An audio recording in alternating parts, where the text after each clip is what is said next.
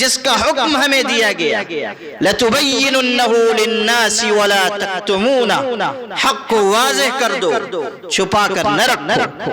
مرد حق باطل سے ہرگز خوف کھا سکتا نہیں، سر کٹا سکتا ہے لیکن سر چکا سکتا نہیں۔ ہمیں طاقت سے اپنی بات کہنی چاہیے۔ ان فتنوں کی پشت پناہی کی جا رہی، ہم ہوں گے جو اس فتنے کے خلاف، اس سیلاب بلاخیز کے خلاف کھڑے ہو سکتے۔ آئیے میرے دوستو، میں آپ کو بتاتا چلوں کہ خطابت کیا ہے۔ خطابت مسجدوں میں زینت محراب و منبر ہے۔ خطابت مسجدوں میں زینت محراب و منبر ہے۔ خطابت معرکوں میں تیر و تلوار اور خنجر ہے۔ خطابت نے ہزاروں گل کھلائے ہیں زمانے میں۔ خطابت نے ہزاروں گل کھلائے ہیں زمانے میں، بہت گلکاریاں ملتی ہیں ماضی کے فسانے میں۔ خطابت ہی نے ایوبی فوجوں کو جگایا تھا، سلیبی قوتوں کو جس نے دھرتی سے مٹایا تھا۔ خطابت کیا ہے؟ خطابت وجد میں آئے تو پھر ہتھیار بن جائے۔ خطابت وجد میں آئے تو پھر ہتھیار بن جائے، کبھی خنجر کبھی نیزہ کبھی تلوار بن جائے۔ خطابت کی گلفشانی مسلم ہے زمانے میں، یہ نجاشی کے آگے جعفر تیار بن جائے۔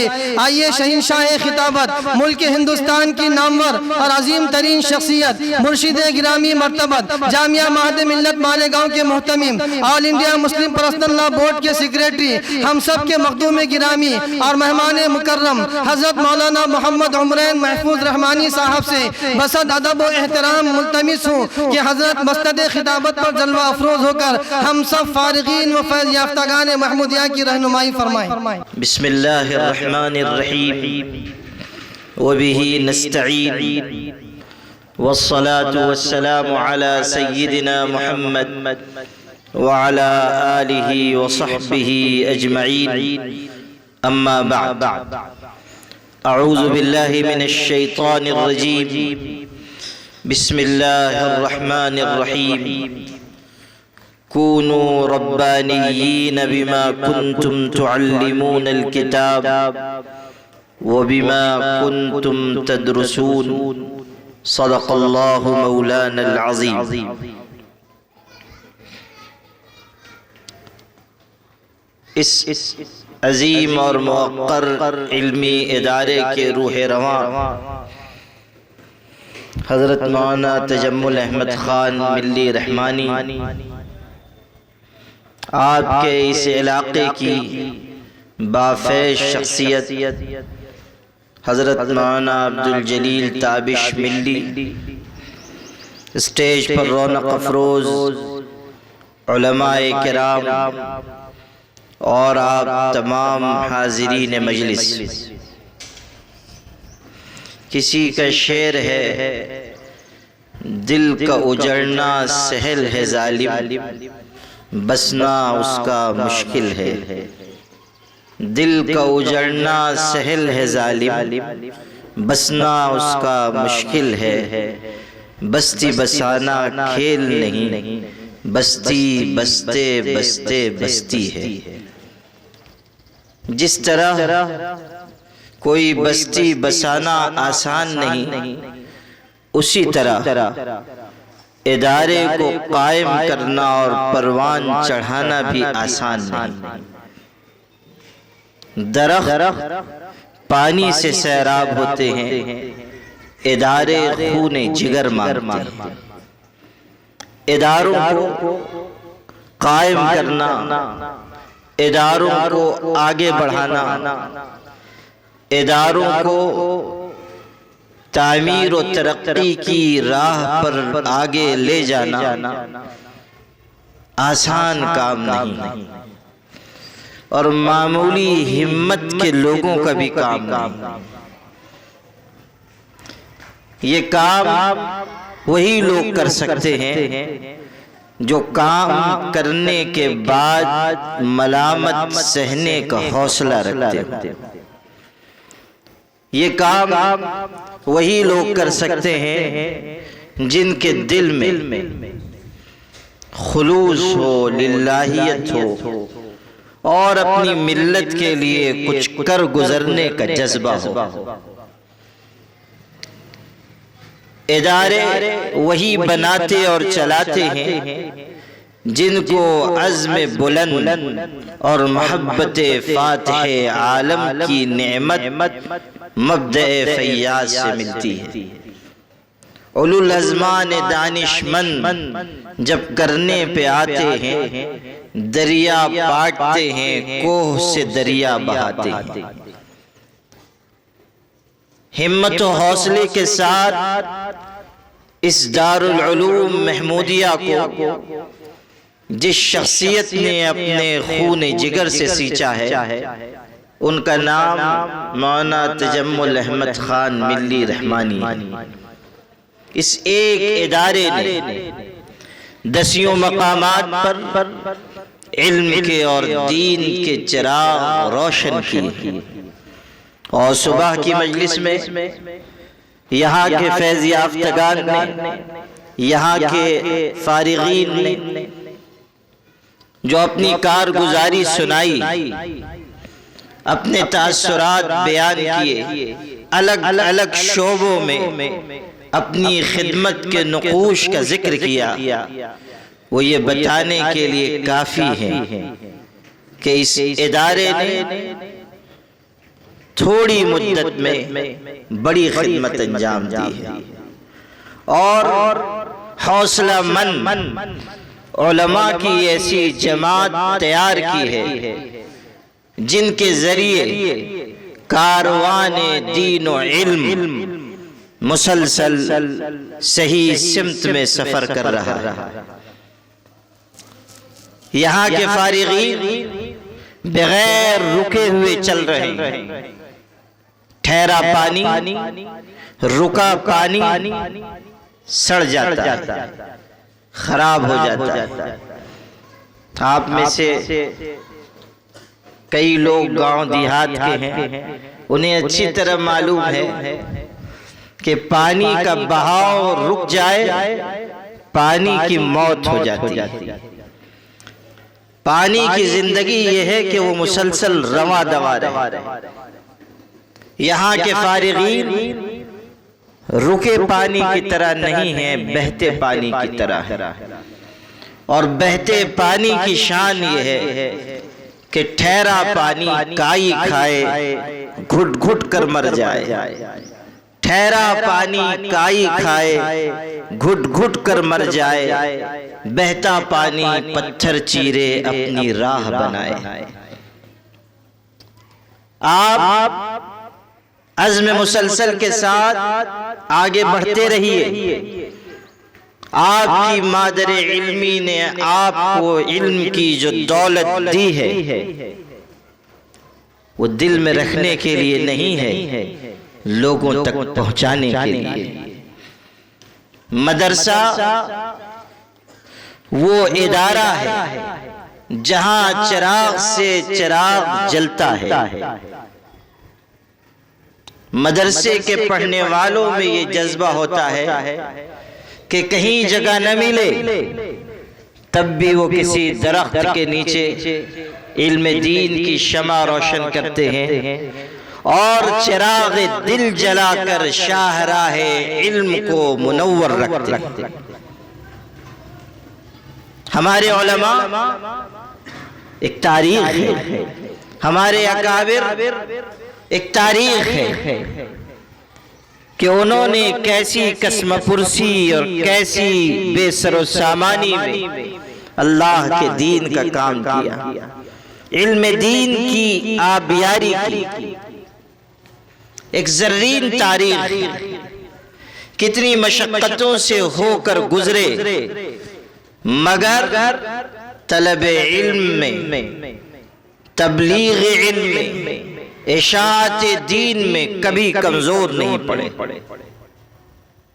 ہمارے اکابر نے فقر و فاقہ بھی برداشت کیا، مگر خدمت دین سے اپنے آپ کو کنارہ کش کرنا پسند نہیں کیا۔ گویا کہ انہوں نے زبان حال سے یہ کہا کہ میرے ساتھ ساتھ چلے وہی جو کہ خار راہ کو چوم لے، جسے کلفتوں سے گریز ہو وہ میرا شریک سفر نہ ہو، جسے کلفتوں سے گریز ہو وہ میرا شریک سفر نہ ہو۔ اور عامر عثمانی مرحوم نے کہا تھا، یہ قدم قدم بلائیں یہ سواد کوئے جانا، جسے زندگی ہو پیاری وہ یہیں سے لوٹ جائے، جسے زندگی ہو پیاری وہ یہیں سے لوٹ جائے۔ یہاں ان لوگوں کا گزر بسر ممکن نہیں ہے جو ایئر کنڈیشن میں بیٹھ کر بڑی بڑی باتیں کرنے کے عادی ہیں، جن کے دل میں پتہ نہیں کون سا درد ہے کہ وہ درد انہیں ان کی عافیت گاہوں سے باہر نہیں نکال پاتا، لیکن اپنی خوابگاہوں میں عافیت قدوں میں بیٹھ کر مدرسے پر، مدرسے والوں پر کچھ نہ کچھ تبصرے وہ کرتے رہتے ہیں، اور مدرسے میں پڑھنے پڑھانے والوں کو کمزور سمجھتے ہیں۔ ایک عام ذہن ہے، مجھے اپنے مرشد گرامی کی بات یاد آئی۔ کسی بڑی مجلس میں بہت سارے لوگ اعلیٰ تعلیم یافتہ دانشور قسم کے جمع تھے، اور دانشور بھی سمجھ لیجئے کہ بعض تو واقعی دانشور ہوتے ہیں، اور کچھ دانشور وہ ہوتے ہیں جن کی آخر میں وہی ور ہے جو جانور کے آخر میں، یہ دوسری قسم ہے۔ تو وہ اس قسم کی مخلوق تھی، مدرسے پہ گفتگو ہونے لگی تو ایک صاحب نے کہا کہ مولانا سنا ہے کہ مدرسے میں جو بچے پڑھتے ہیں وہ بڑے کن ذہن ہوتے ہیں، بڑے کن ذہن ہوتے ہیں۔ ہمارے حضرت رحمت اللہ علیہ تو بڑے حاضر جواب تھے، اور بڑے بڑوں کو خاطر میں نہ لانے والے تھے۔ اللہ نے انہیں بڑی وجاہت، روب اور حق گوئی کی طاقت عطا کی تھی۔ اپنی اس صفت میں وہ اس پورے ملک میں ممتاز تھے۔ نہ تاج و تخت میں نہ لشکر و سپاہ میں ہے، جو بات مرد قلندر کی بارگاہ میں ہے۔ تو جب ان صاحب نے یہ کہا تو حضرت نے بڑا خوبصورت جواب دیا، فرمایا ہاں مدرسے میں پڑھنے والے بچے بہت کن ذہن ہوتے ہیں، اتنے کن ذہن ہوتے ہیں کہ وہ ہندوستان کے صدر جمہوریہ بن جاتے ہیں، جیسے اے پی جے عبدالکلام، اس وقت وہ صدر جمہوریہ تھے۔ اور خود انہوں نے اپنی تقریروں میں بار بار یہ کہا تھا کہ میں نے ابتدائی تعلیم مدرسے میں پائی۔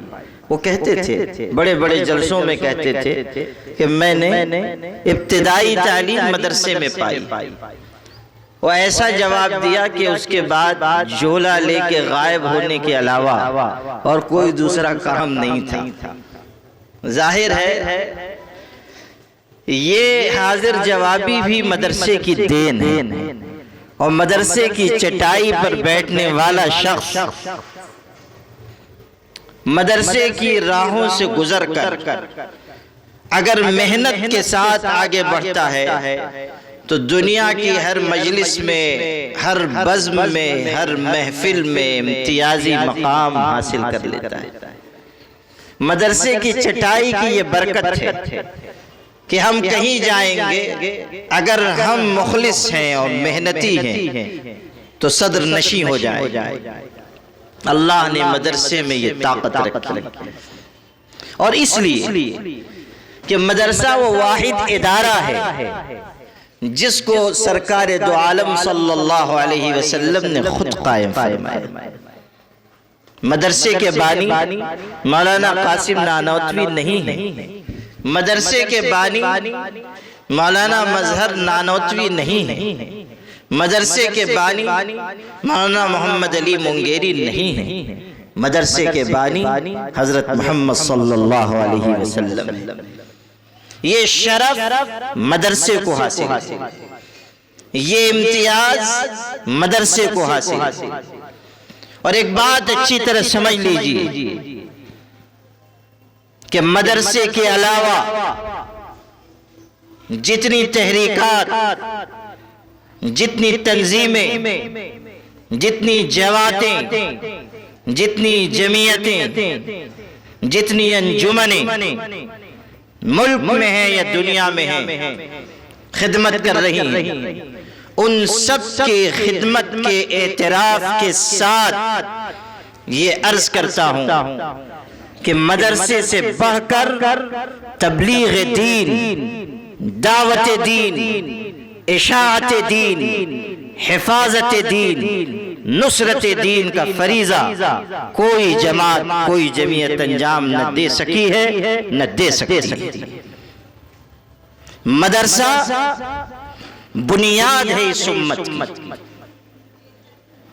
آپ نے، ہم نے مدرسے کی عظمت، خدمت، اس کی قبولیت اور افادیت کو پہچانا ہو یا نہ پہچانا ہو، جن لوگوں نے مدرسے پر انگلی اٹھائی ہے وہ مدرسے کی عظمت اچھی طرح جانتے ہیں۔ جو لوگ مدرسے کی مخالفت کر رہے ہیں یا کرتے آئے ہیں وہ جانتے ہیں کہ مدرسہ کیا چیز ہے۔ جب تک مدرسہ قائم ہے یہ ملت اپنے قدموں پر کھڑی ہے، جس دن مدرسہ ٹوٹے گا یہ امت بیٹھ جائے گی۔ کوئی اس امت کو مضبوطی کے ساتھ قائم نہیں رکھ سکتا۔ یہ مدرسے کی خدمت کا ایک ایسا روشن باب ہے جو سونے کے پانی سے لکھے جانے کے لائق۔ کبھی مجھے ایسا محسوس ہوتا ہے کہ ہم مدرسے میں پڑھنے پڑھانے والے، ہم بھی مدرسے کی عظمت اور افادیت کو اس طرح محسوس نہیں کرتے جس طرح محسوس کرنا چاہیے۔ اور آج کل کہیں کہیں دبی زبانوں سے مسلمانوں میں بھی ایسے لوگ آ گئے ہیں جو مدرسے کے بارے میں اس کی عظمت، اس کی اہمیت کم کرنے کے سلسلے میں اپنی اپنی تدبیریں اختیار کرتے ہیں۔ آپ بھی واقف ہیں، میں بھی واقف ہوں۔ کبھی ہم لوگ جو سبق پڑھتے ہیں مدرسے میں، اس میں قواعد نحو صرف میں ما لم یسمى فاعلہ بھی آتا ہے، تو ما لم یسمى فاعلہ پہ بھی کبھی کبھی عمل کرنا چاہیے۔ لوگ ہیں مدرسوں کے خلاف بات کرتے ہیں، مدرسے کی خدمت پر انگلی اٹھاتے ہیں۔ ہمیں بغیر کسی دباؤ کے، صاف سن لیجیے، بغیر کسی دباؤ کے اور کسی لاگ لپٹ کے یہ کہنا چاہیے کہ ہر شعبے کو، ہر جماعت کو، ہر تحریک کو، ہر ملی اور دینی اور سماجی کام کو طاقت جس پاور ہاؤس سے حاصل ہوتی ہے اس کا نام مدرسہ ہے۔ مدرسے کے بغیر اور مدرسے کے فیض یافتگان کے بغیر کوئی ادارہ، کوئی انجمن، کوئی دعوتی اور دینی تحریک نہیں چل سکتی، نہیں قائم رہ سکتی۔ اور خدا نخواستہ اگر کوئی ایسی جہت بنی کہ جس میں علماء کے بغیر لوگ اپنی راہ بنانے لگے تو وہ راہ وہ ہوگی جو ترکستان لے جائے گی، مکہ مکرمہ نہیں پہنچائے جائے۔ سعدی نے کہا تھا ترسم نرسی بکعبہ یا عرابی۔ مولی مختار تم کو یاد ہے کچھ گلستان کے بھول گئے سب؟ ہاں مولانا صحیح سے پڑھے ہو تو ٹھکانے سے یاد رکھو۔ ترسم نرسی بکعبہ یا عرابی کہ ای راہ کے تو می روی بترکستان است۔ سعدی کہتے ہیں کہ تم جس راہ پر چل رہے ہو اس راہ پر چل کر مکہ اور مدینہ نہیں پہنچ سکو گے، اس لیے کہ تمہارا راستہ ترکستان کا ہے، تم مکہ مکرمہ کی راہ پر نہیں ہو۔ ہندی میں کہتے ہیں دشاہین یاتری، دشاہین یاتری، بے سمت مسافر، بے سمت مسافر۔ آدمی اگر ہزاروں کلومیٹر کبھی پیدل سفر کرے منزل پر نہیں پہنچے گا اگر بے سمت مسافر ہے۔ سمت سفر متعین کرنا ضروری، اور سمت متعین کون کرے گا؟ عالم کرے۔ عالم کرے گا، مدرسے کا فارغ کرے گا، یہ مقام اسی کا ہے، یہ منصب اسی کا ہے، یہ اہلیت اسی کے اندر ہے۔ کوئی بڑے سے بڑا قربانی دینے والا، مجاہدہ کرنے والا ہو، اس کا مجاہدہ، اس کی محنت، اس کی قربانی سر آنکھوں پر، مگر اس کا مقام یہ نہیں ہے کہ وہ نیابت رسالت کا منصب اپنے لیے اختیار کرے، ہرگز نہیں۔ وراثت نبوت کا تاج ہمارے آپ کے سر پر رکھا گیا، ہمیں یہ مقام دیا گیا۔ تاریخ فرشتہ میں قاسم فرشتہ نے لکھا ہے کہ محمود غزنوی کتنا بڑا بادشاہ تھا، کسی وجہ سے دل میں کھٹک پیدا ہوئی کہ میں ناصر الدین سبکتگین کا بیٹا ہوں یا نہیں۔ کوئی بات تھی، عالم بھی تھا، حدیث شریف اس نے پڑھی کہ انبیاء کے وارث علماء ہیں، العلماء ورثۃ الانبیاء۔ تو ذہن میں یہ آیا کہ انبیاء کی وراثت علماء کو، یہ تو بہت بڑا منصب ہے، کہیں یہ حدیث کمزور تو نہیں، موضوع تو نہیں۔ اور چونکہ دیندار تھا اس لیے فکر ہوتی تھی کہ میری مغفرت ہوگی یا نہیں۔ ایک دن کسی کام سے اپنے لشکر کے ساتھ کہیں جا رہا تھا، رات کا وقت تھا، راستے سے گزرتے ہوئے اس نے دیکھا کہ ایک مکان میں چراغ جل رہا ہے، روشنی چراغ کی کھڑکی سے یا روشن دان سے باہر آ رہی، اور ایک طالب علم کتاب لے کر اس روشنی میں مطالعہ کر رہا ہے۔ غریب ہے، مفلس ہے، چراغ جلانے کا پیسہ اس کے پاس نہیں، مکان سے چھن کر آنے والی چراغ کی روشنی میں کتاب پڑھ رہا۔ دل پہ اثر ہوا، قریب بلایا، اپنی شاہی مشعل تحفے میں دی، کچھ اشرفیاں بھی نذرانے میں دی، قبول کر لیجئے، اس کی روشنی میں مطالعہ کیجئے، علم حاصل کیجئے۔ بادشاہ آگے بڑھ گیا، کام سے فارغ ہو کر آیا، رات کو سویا تو اس کی قسمت جاگ اٹھی، وہ تو سویا، قسمت جاگ اٹھی۔ خواب میں حضرت نبی کریم صلی اللہ علیہ وسلم کی زیارت، 3 باتیں تھیں، ایک علماء انبیاء کے وارث ہیں یا نہیں، یہ حدیث صحیح یا نہیں، علماء انبیاء کے وارث ہیں یہ حدیث صحیح یا نہیں، دوسرے یہ کہ میں سبکتگین کا بیٹا ہوں یا نہیں، اور مغفرت ہوگی یا نہیں۔ اب خواب میں زیارت سے مشرف ہوا اور حضرت نے بڑے خوش تشریف لائے ہیں خواب میں، اور فرماتے ہیں او سبکتگین کے بیٹے، آج تو نے ہمارے ایک وارث کی خدمت کی جس کے صلے میں اللہ نے تیری مغفرت فرمائی۔ ساری بات جمع فرمائی، تینوں بات 2 جملے میں کہہ دی گئی۔ او سبکتگین کے بیٹے، طے ہو گیا کہ باپ سبکتگین ہے، اور یہ کہ انبیاء کے وارث ہیں یا نہیں، وہ فرمایا کہ تو نے آج میرے ایک وارث کی خدمت کی، طے ہو گیا کہ حدیث صحیح، اور فرمایا کہ اس کے صلے میں اللہ نے تیری بخشش فرمائی۔ اس سے پتہ چلا کہ علماء کی قدر و منزلت، ان کی خدمت کتنی بڑی چیز ہے، یہ معمولی کام نہیں ہے۔ آج جو لوگ علماء کے خلاف کچھ کہتے ہیں وہ اپنی عاقبت خود برباد کرتے ہیں۔ من ابغض عالما بدون عذر شرعی خیف علیہ الکفر، کہ جو کسی عالم دین سے بغیر شرعی عذر کے بغض رکھتا ہے، اندیشہ ہے کہ کفر پر موت آئے، کافر مرے۔ عالم دین سے محبت نجات کا ذریعہ۔ بات مدرسے سے جڑے رہیں، دین کی خدمت کریں، تھوڑی ہو یا زیادہ، دین کی خدمت کریں۔ اللہ تعالی اعمال کی کثرت کو نہیں دیکھتا، حسن نیت اور حسن عمل کو دیکھتا ہے۔ یہ مت سمجھیے کہ میں کسی منصب پر نہیں، میں کسی مدرسے کا ناظم نہیں، میں کسی مدرسے کا بانی نہیں، ہرگز نہیں۔ اگر آپ قائد بغدادی بھی پڑھا رہے ہیں، سمجھیے کہ آپ دین کی بہت بڑی خدمت کر رہے ہیں۔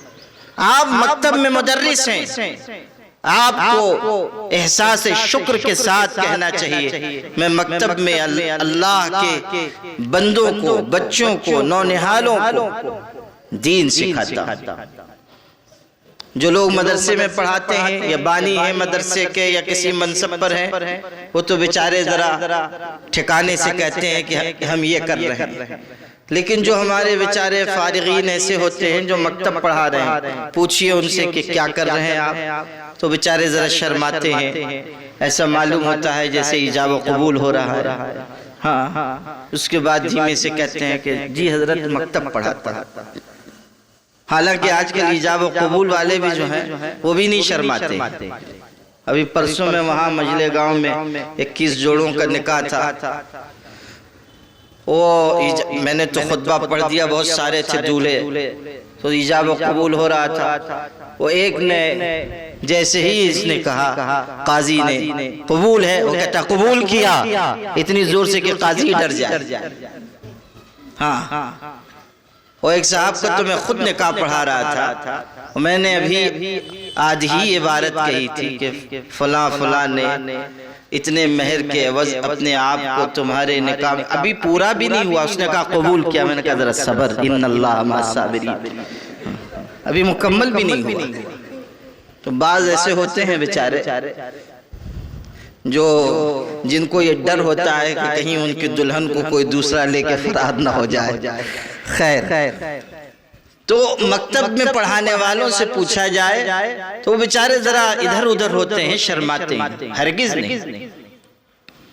آپ فخر کے ساتھ کہیے کہ میں بچوں کو قرآن مجید پڑھنے کے لائق بنا رہا ہوں، میں کائنات کا سب سے بہترین کام کر رہا ہوں، اس لیے کہ میری خدمت پر مہر نبوی لگی ہوئی ہے، خیرکم من تعلم القرآن وعلمہ، میری خدمت پر حضرت کا سکہ لگا۔ اور کس خدمت پر یہ سکہ لگے گا؟ حضرت نے دین کی تعلیم، قرآن کی تعلیم دینے والے کے بارے میں کہا بہترین انسان۔ اس لیے جہاں آپ ہیں اطمینان سے کام کیجیے، تنخواہ کم ہے صبر و شکر سے کام لیجیے، اور اس حقیقت کو سمجھ لیجیے کہ اگر آپ نے اللہ پر توکل کیا، بھروسہ کیا، آپ آگے بڑھیں گے۔ روزی کی ذمہ داری اللہ نے لے رکھی ہے، اگر آپ علم کے ساتھ، ذکر کے ساتھ، خلوص کے ساتھ آگے بڑھتے رہیں گے، اللہ خود راستہ پیدا کرے گا۔ بے صبرے نہ بنیے، شکوہ شکایت کا دفتر نہ کھولیے۔ آج کل سوشل میڈیا ایجاد ہو گیا ہے، ماشاءاللہ مولویوں کو بھی دل کی ساری بھڑاس نکالنے کا موقع ملتا ہے، اور اللہ معاف کرے سب سے زیادہ درگت جو بنتی ہے وہ ناظموں اور محتمموں کی بنتی ہے۔ جتنا لکھنا ہے سب ناظم محتمم کے نام، یہ مزاج اچھا نہیں ہے، ہمیں قناعت کا راستہ اپنانا چاہیے۔ ٹھیک ہے، اگر آپ کوئی تجارت کرنا چاہتے ہیں راستہ کھلا ہے، آپ معاش کے لیے کوئی جد و جہد کرنا چاہتے ہیں کسی نے نہیں روکا۔ ہمارے اکابر اور بزرگان دین نے معمولی سے معمولی پیشے اختیار کر کے بھی معاش حاصل کیا ہے۔ کوئی حلوائی ہے، کوئی قدوری ہے، کوئی ایسا ہے کہ خصاف ہے، جوتے گاٹھنے تک کا کام ہمارے بزرگوں نے، بڑوں نے، اہل علم نے کیا کہ معاش حلال طریقے سے حاصل، تجارت فرمائی، اور چھوٹی موٹی نہیں بڑی بڑی تجارت کی، اور ٹھکانے سے کی، اور بتایا کہ اگر مولوی تجارت کے شعبے میں بھی آ جائے تو کوئی اس کو ہرا نہیں سکتا۔ مولوی تو وہ مخلوق ہے کہ دنیا میں اس مخلوق کا کوئی توڑ آج تک ایجاد نہیں ہوا. جس شعبے میں جائے گا وہ اپنی چھاپ چھوڑ دے گا. اللہ نے ہم میں یہ استطاعت و صلاحیت رکھی تو آپ دین کی خدمت کیجیے.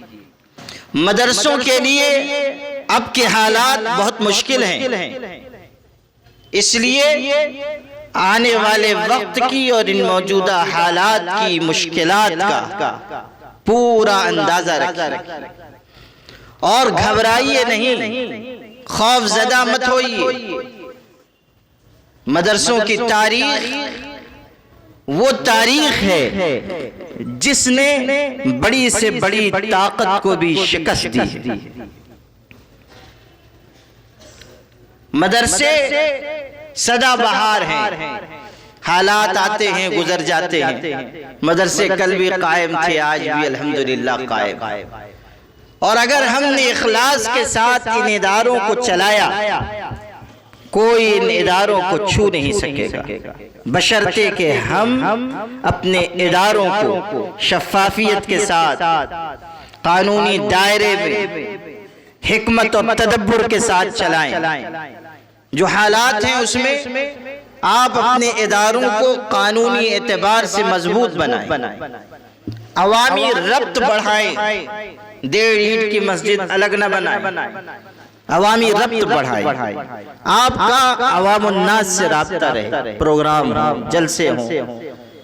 کوشش کیجئے کہ اگر برادران وطن بھی آ سکیں بلائیے، اکرام کیجئے اور ان کو بتائیے کہ مدرسے میں کیا ہوتا ہے، کیا پڑھایا جاتا ہے، مسجد میں کیا ہوتا ہے. ابھی قریب میں ہمارے ہاں معہد ملت میں مسجد نعمانی میں تقریب تھی نکاح کی. اس میں بہت سے غیر مسلم بھی آئے. عصر کی نماز سے پہلے ان کو بلا لیا گیا تھا. اور نعمانی مسجد تو آپ سب نے دیکھی ہے، ماشاءاللہ دیکھی بھی ہے، بلکہ وہاں کے کاش شیشے بھی توڑے ہوں گے. تو وہاں جو ہے ایک طرف بڑی کشادگی ہے دونوں طرف، تو ایک طرف حی علی الصلاۃ کی طرف نماز کے وقت ان کو بٹھا دیا.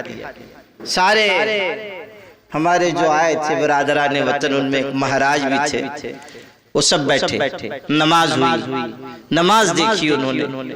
کئی علاقوں کے سرپنچ تھے، یہ تھے، وہ تھے، فلاں تھے. میں نے مختصر تقریر کی نکاح سے پہلے، پھر نکاح پڑھایا. باہر نکلا تو وہ سب غیر مسلم بیچارے بڑی محبت سے ملنے لگے اور کئی مختلف منصب پر تھے اور ایسی سیاسی پارٹیوں میں جو فرقہ پرست کہلاتی. لیکن ان لوگوں نے یہ کہا کہ آپ لوگوں کا بڑا شکریہ کہ ہم اس عمر تک پہنچ گئے. بہت دن سے چاہتے تھے کہ مسجد میں اندر جا کر دیکھیں کہ کیسی نماز ہوتی ہے، آج تک نہ دیکھ سکے. زندگی میں یہ پہلا موقع آیا کہ ہم نے مسجد میں نماز پڑھتے ہوئے مسلمانوں کو دیکھا. ہمارا دل متاثر ہوا. آپ بتائیے، اگر ہم حکمت سے کام لیں گے تو جو آج مخالف ہیں کل وہ ہمارے ساتھی بن جائیں گے، ہمارے دوست بنیں گے. آج بھی دیکھیے اس فرقہ پرستی کے ماحول کے درمیان ہزاروں لاکھوں ہمارے برادران وطن ہیں کہ جو بزرگان دین کے مزارات پہ جاتے ہیں. کیوں جاتے ہیں؟ اس لیے کہ دل سے انہیں یہ احساس ہے کہ یہ جو آدمی لیٹا ہوا ہے اس نے زندگی بھر محبت کا پیغام عام کیا ہے. ان کے اخلاق کی کشش کھینچ لے جاتی، اخلاق کی کشش کھینچ لے جاتی. بیڑ میں شاہ منصور صاحب کا مزار ہے، کل ہم لوگ وہاں تھے. ایک بڑے ہندو خاندان کے جو سیاسی اعتبار سے بھی مال کے اعتبار سے بھی بہت مستحکم خاندان ہے. اس پورے مزار کی تولیت ان کے پاس ہے. سارا خرچ اس مزار کا، انتظام اس کا سب وہ اپنے پیسے سے کرتے ہیں. کیوں؟ اس لیے کہ ان سے محبت ہے، تعلق ہے. غور کیجئے، اگر ہم صحیح حکمت کے ساتھ آگے بڑھے تو کوئی وجہ نہیں ہے کہ لوگوں کے دل متاثر نہ ہو. مدارس کو بچانے کی، مدارس کو محفوظ رکھنے کی مختلف تدبیریں ہمیں اختیار کرنی چاہیے۔ اسی کے ساتھ ساتھ عام مسلمانوں کے دل میں مدرسے کی عظمت، اہمیت بڑھانی چاہیے اور ان کا ربط ہمارے ادارے سے مضبوط رہے، اس کی کوشش کرنی چاہیے۔ کوئی نہ کوئی عوامی ربط کا مشغلہ ہمارے ادارے میں رہنا چاہیے۔ اس سے اگلی بات عرض کرتا ہوں، بحیثیت عالم دین آپ کی ذمہ داری صرف یہ نہیں ہے کہ آپ مسجد میں نماز پڑھا دیں، آپ تقریر فرما دیں، واعظ کہہ دیں۔ آپ کی پہلی اور بنیادی ذمہ داری یہ ہے کہ آپ مسلمانوں کی ہمہ جہت رہنمائی کریں۔ لفظ یاد رکھیے، ہمہ جہت رہنمائی۔ جہاں بھی رہبری کی ضرورت ہے آپ رہبری کریں، آپ بتائیں کہ کس سمت میں جانا ہے۔ جو فتنے آ رہے ہیں ان کے بارے میں آپ ان کو آگاہ کیجیے۔ شکیلیت کا فتنہ پیدا ہو رہا ہے، گوہر شاہیت کا فتنہ پیدا ہو رہا ہے۔ وہ بیٹھا ہوا ہے پڑوس کے ملک میں، لیکن وہاں سے انٹرنیٹ کے ذریعے، آلات کے ذریعے مختلف قسم کی باتیں وہ بیان کرتا ہے، اور یہاں لوگ متاثر ہو رہے ہیں، یہاں لوگوں کا عقیدہ خراب ہو رہا ہے۔ کون اس کے مقابلے کے لیے آئے گا؟ عقیدہ ختم نبوت کی حفاظت ہمارے دین کا حصہ ہے، اس کے بغیر نجات نہیں ہونی۔ ہمیں آگے بڑھ کر کوشش کرنی چاہیے کہ امت کا ایمان محفوظ رہے۔ شکیل ابن حنیف ہو یا ریاض گوہر شاہی ہو یا قادیانیت کا فتنہ ہو، ہر فتنے کا منہ توڑ جواب ہمیں دینا ہے اور علم کی روشنی میں دینا ہے، پوری طاقت کے ساتھ دینا ہے۔ علامہ انور شاہ کشمیری کتنے بڑے عالم تھے، اسلام کی آخر کی 5 صدیوں میں اتنا بڑا عالم نہیں پیدا ہوا۔ یہ جہاں فانی ہے کوئی بھی شے لا فانی نہیں، پھر بھی اس دنیا میں انور شاہ کا ثانی نہیں۔ اتنے بڑے عالم، پوری زندگی علم دین کی خدمت میں گزری، مگر اخیر عمر میں قادیانیت کے مقابلے کے لیے میدان میں نکلے، شاگردوں کو لگایا، سخت بیماری میں بہاولپور گئے، قادیانیوں کے خلاف مقدمے میں گواہی دینے کے لیے سخت بیمار تھے۔ حکیموں اور طبیبوں نے کہا جان کا خطرہ ہے، نہ جائیے، مگر گئے۔ ہزاروں لوگ ان کی زیارت کے لیے جمع ہوئے، کھڑے ہوئے، فرمایا میری حالت ایسی نہ تھی کہ میں یہاں آتا۔ حکیموں نے طبیبوں نے منع کیا، مگر میرے دل میں یہ خیال آیا کہ میرے پاس کوئی عمل ایسا نہیں ہے جو نجات کا ذریعہ ہو، شاید یہاں حاضری کی برکت سے میری نجات ہو جائے۔ عقیدہ ختم نبوت کے لیے آیا ہوں، اسی سے نجات ہو جائے۔ یہ بات سن کر لوگ رو پڑے۔ ان کے ایک شاگرد تھے مولانا محمد انوری، وہ مجمع میں کھڑے ہو اور انہوں نے حضرت کی تعریف بیان کی، آپ ایسے ہیں، آپ ایسے ہیں، آپ ایسے ہیں۔ جب وہ کہہ چکے تو حضرت نے فرمایا کہ ان صاحب نے ہماری تعریف میں مبالغے سے کام لیا۔ پھر فرمایا یہ جملہ آپ کو سنانا تھا۔ خاتم المحدثین انور شاہ کشمیری نے کہا کہ لوگوں سنو، اگر ہم عقیدہ ختم نبوت کی حفاظت نہ کر سکے تو پھر گلی کا کتا بھی ہم سے بہتر ہے۔ یہ ارشاد فرمایا۔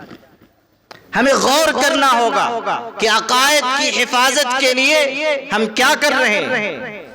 یہ جو فتنے ابھر کر آ رہے ہیں جن کے بارے میں زبان رسالت نے گواہی دی تھی، سَتَكُونُ فِتَنٌ كَقِطَعِ اللَّيْلِ الْمُظْلِمِ، اندھیری رات کے ٹکڑوں کی طرح فتنے ابھر کر آئیں گے۔ کون اس پر بند باندھے گا؟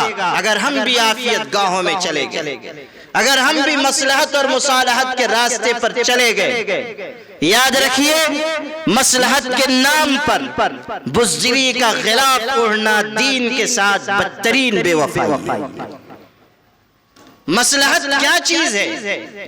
جب بات عقیدے کی ہو صاف بات کیجیے، بے روک ٹوک بات کیجیے، معاملہ فرد کا ہو یا حکومت کا، ہماری زبان سے وہ نکلنا چاہیے جس کی تاکید اللہ نے فرمائی، جس کا حکم ہمیں دیا گیا، لَتُبَيِّنُنَّهُ لِلنَّاسِ وَلَا تَكْتُمُونَ، حق کو واضح کر دو، چھپا کر نہ رکھو۔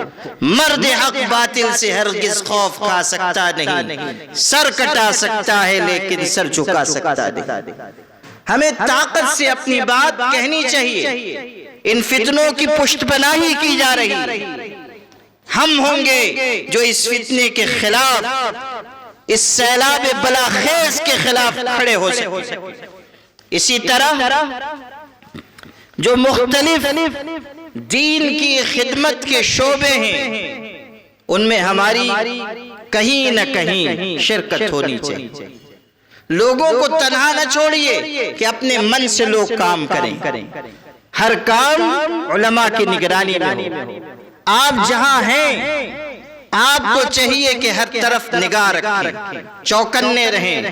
انتم فی رباط دائم، تم ہر وقت محاذ پر ہو، ہر وقت تم محاذ پر ہو۔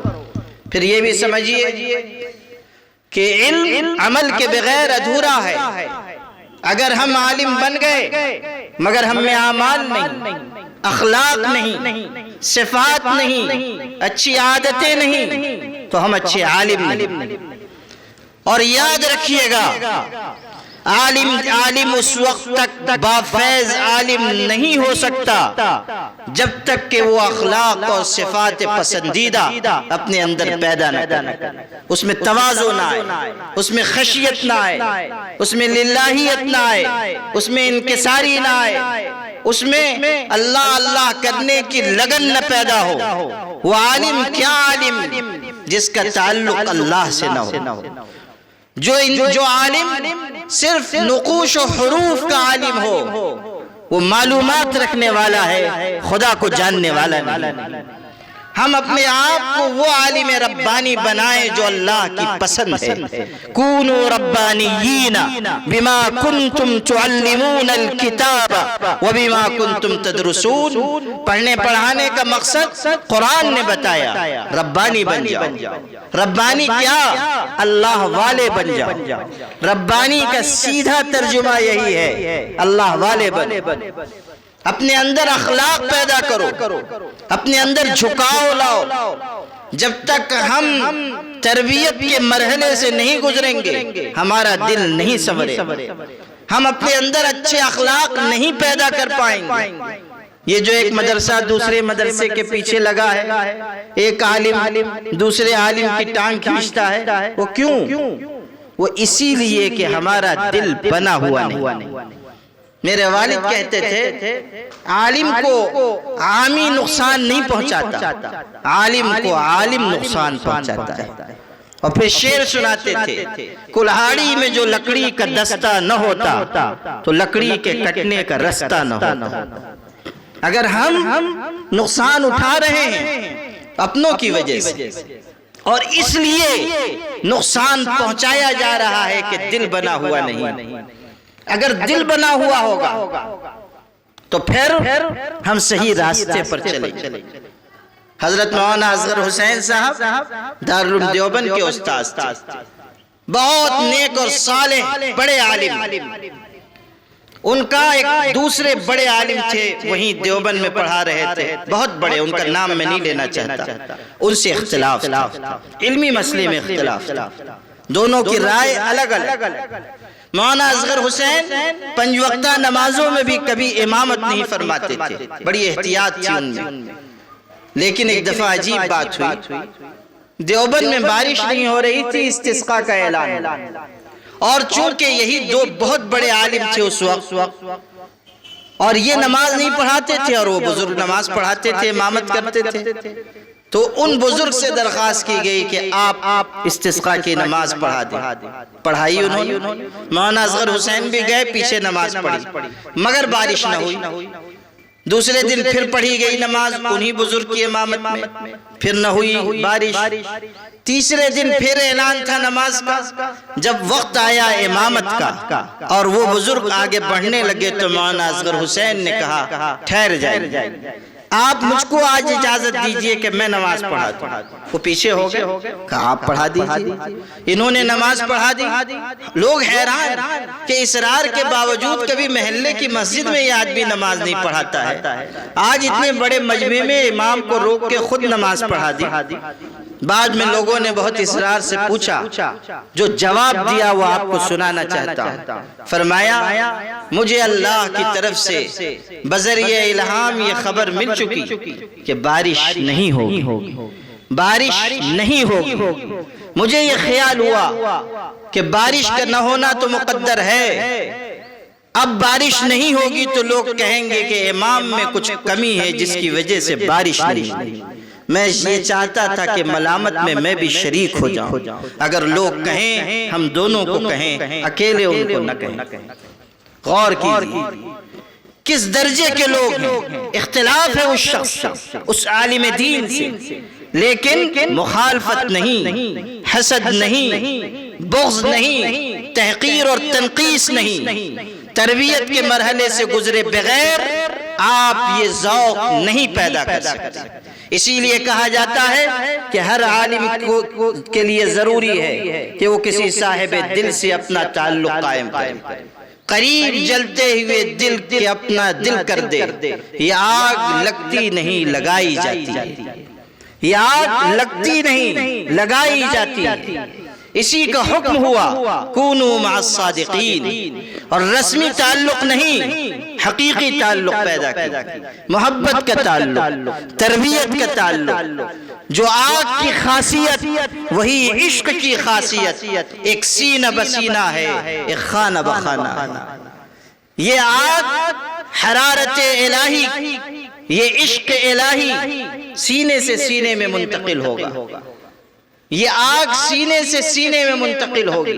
اس لیے میرے بھائیوں یہ ذوق بھی ہمارے اندر آئے۔ اگر ہم بافیض عالم بننا چاہتے ہیں، ہم اپنے آپ کو اس راستے پر لے چلیں، تبھی توکل آئے گا، یقین آئے گا۔ کتنی ضرورت ہے ملک کے ان مشکل حالات میں یقین و ایمان کی، حالات و خطرات سے مقابلے کی۔ یہ بغیر تربیت کے آپ کے اندر نہیں آئے گا۔ اگر ہم سر اٹھا کر اس ملک میں جینا چاہتے ہیں تو ہمیں خود اپنے آپ کو تیار کرنا ہوگا، اپنے آپ کو صحیح راہ پر ڈالنا ہوگا، اور صفات پیدا کرنے کی محنت کرنی ہوگی، تب بات بن سکے گی۔ یہ چند ضروری باتیں موقع کی مناسبت سے میں نے عرض کر دی۔ اللہ تعالیٰ ان باتوں میں برکت نصیب فرمائے، آپ سب کے جمع ہونے کو قبول فرمائے۔ مجھے خوشی ہے کہ دارالعلوم محمودیہ کا رشتہ معہد ملت سے قائم ہے، اور یہ معہد ملت ہی کا فیضان و امتداد ہے، اور معہد ملت کی خدمت کا تسلسل ہے۔ انشاءاللہ پہلے سے زیادہ اس ادارے کو معہد ملت سے مربوط رکھ کر ہم لوگ کوشش کریں گے کہ یہ ادارہ مزید علمی اور دینی اور درسی خدمت انجام دے، اور معہد ملت کا فیضان مختلف اداروں سمیت اس ادارے سے بھی جاری رہے، ساری رہے۔ اللہ تعالی ہم سب کو قبول فرمائے۔ وآخر دعوانا الحمدللہ۔